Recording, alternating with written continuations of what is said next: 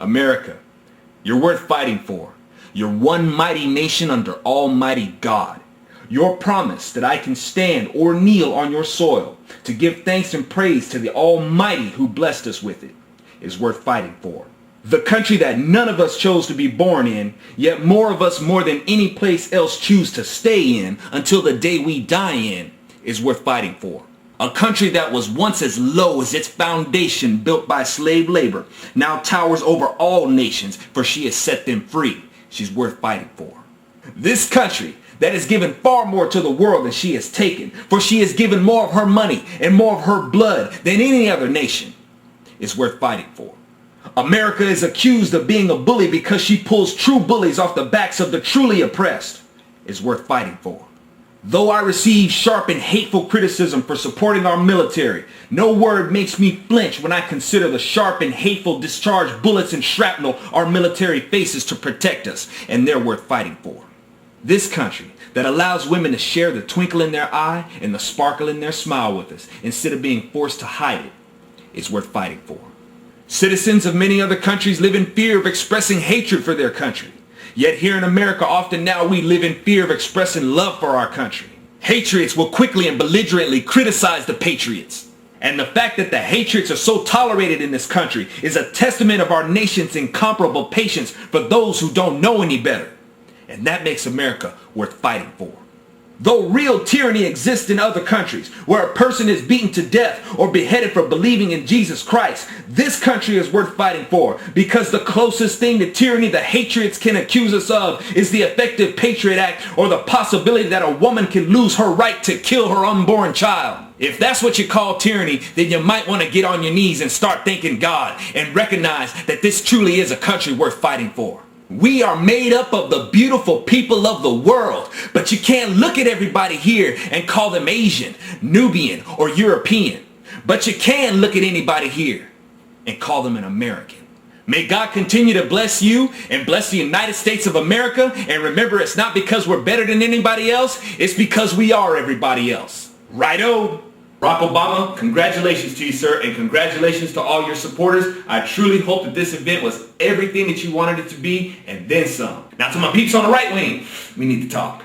Now I'm not going to whip out with a bunch of I told you so's and bring up a whole bunch of stuff from the past, but I do need to talk about the past a little bit so we can help out with our future. A lot of conservatives may not like what I have to say. John McCain, you know we got mad respect for you. And you know you got mad respect coming from even the other side of the aisle. But I think I speak for a lot of people when I say that John McCain was not my first pick, and I backed John McCain against my better judgment. My feelings for Sarah Palin haven't changed though.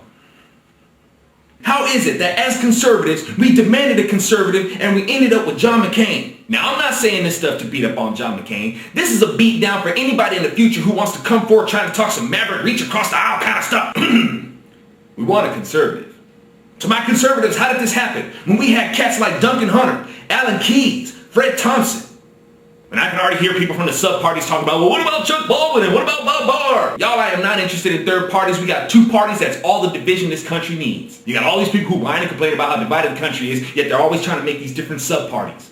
I ain't interested in people who splinter the country any more than it has to be. Democrat, Republican, that's enough for me. Yeah, just like a Republican trying to deprive people of choice. Yeah, and you want to use your choice to splinter the country, okay. Now, Alan Keyes was my first pick, and y'all can say Alan Keyes was your first pick because he was black, I don't care. Ronald Reagan saw Alan Keyes as a man with a firm grip on conservatism, and if he's good enough for Ronald Reagan, he's good enough for me. But I couldn't stick with Alan Keyes because Alan Keyes stomped on that soapbox a little bit too hard, you know what I mean? He lacked approachability and he lacked relatability, and that would have ensured a victory for the left.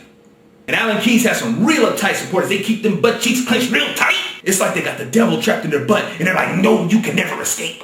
So I started thinking about Fred Thompson, because Fred Thompson has some gusto, you know what I mean? Then I started thinking, man, you stepped up a little too late and you're a little too worn out looking. Ultimately, my guy was Mike Huckabee. Mike Huckabee, he's not a solid conservative. He's a more solid conservative than John McCain. But what about all the parties that Mike Huckabee made? Y'all, that's small potatoes compared to what we're dealing with right now. And a lot of us saw this coming. Y'all, conservatism is useless without a delivery system. And y'all, I would like to use Mike Huckabee as an example of how we're going to prepare for the next election. Y'all, what Mike Huckabee lacked in our standard of conservatism, he well compensated for in his delivery system. Now, why was Barack Obama chosen for the president-elect, aside from the fact that he's black and aside from the fact that people were programmed to hate Bush so much? It's because of how well he speaks. The two most eloquent speakers out of the Republican hopefuls were Alan Keyes and Mike Huckabee. To my conservatives, of course you want to send the right person to the White House, but before you do that, you got to send the right person to deal with the opposition. Mike Huckabee was the most approachable person on that stage. Mike Huckabee was the most relatable person on that stage. Mike Huckabee plays the bass. And one of the biggest weapons that the liberals have against us is the music industry. Mike Huckabee was ready to battle them on that front too, and we passed that up. Mike Huckabee may not have been the best conservative, but he was the best one to deal with the opposition. And remember, Ronald Reagan was a Democrat who ended up stepping up to be the standard of what it is to be a Republican, and Mike Huckabee could have done the same thing. While other candidates have to go through a bunch of preparation to prepare a speech and stuff like that, Mike Huckabee flips words like it ain't no thing all the time. Mike Huckabee is a straight-up wordsmith who was well prepared to battle Obama on his eloquence. Now, earlier on, I got ripped to shred by other conservatives because I made this further suggestion. I made the suggestion that Mike Huckabee start talking to Alan Keyes for the VP pick. Oh, hell no! If anything, Mike Huckabee should be Alan Keyes' VP pick. And you know what? You may be right, but Alan Keyes had no traction. Mike Huckabee did. Yeah, well, Mike Huckabee had traction because of this and because of that. Y'all, that's just a bunch of sour grapes, and it don't do anybody any good. See, my whole point back then was this. If Mike Huckabee's conservatism was questionable, he could have still shown that he knows a solid conservative when he sees one by calling on Alan Keyes. And I think my theory would have worked. It worked for John McCain, didn't it? Come on, y'all. You know we weren't that excited about John McCain, but we were so happy to find out that he knew a conservative when he saw one. And he proved that by picking Sarah Palin. Plus that John McCain knew that Sarah Palin was the right person to deal with the opposition to get them to the White House. But of course this formula failed because John McCain was lacking in the delivery system and he was lacking the standard of conservatism that we were looking for. Because of this deficiency, not even Sarah Palin could save his chance at the presidency. Mike Huckabee and Alan Keyes would have been a dynamic duo to deal with any nominee that the Democrats would have come up with. Y'all, even Alan Keyes is a musician, he plays guitar. Now come on, y'all. Y'all think that doesn't mean anything? Really? Then how come it is we usually have musicians following the Democrats around? And when the musicians follow the politicians, the youngsters follow the musicians. Chances are you tell some of those youngsters that Alan Keyes can shred on the guitar, they'll be like, plays guitar? Psst, really? And of course none of these youngsters will admit that they followed musicians into the voting booths. Nah, it's just a big coincidence that you're voting for the same people that these musicians spent millions of dollars telling you to vote for. Now, like I said, y'all, I'm not trying to pull an I told you so. I ain't trying to cry over spilled milk. I'm trying to make an illustration on what might be a good idea to look for the next time we go to pick a conservative candidate. Now, also to my conservatives, this whole thing about getting fired up only during an election year, and that stuff's got to stop. A squirrel doesn't wait till the winter to stack nuts. Liberals have been programming the masses all year long, all year strong, 24/7. Movies, TV, radio, newspaper, magazines, schools, colleges, they're everywhere. They have taken over the minds of over half of this country. We're going to make it to 2012, and 2012 is going to yield a fantastic crop of conservative Republicans.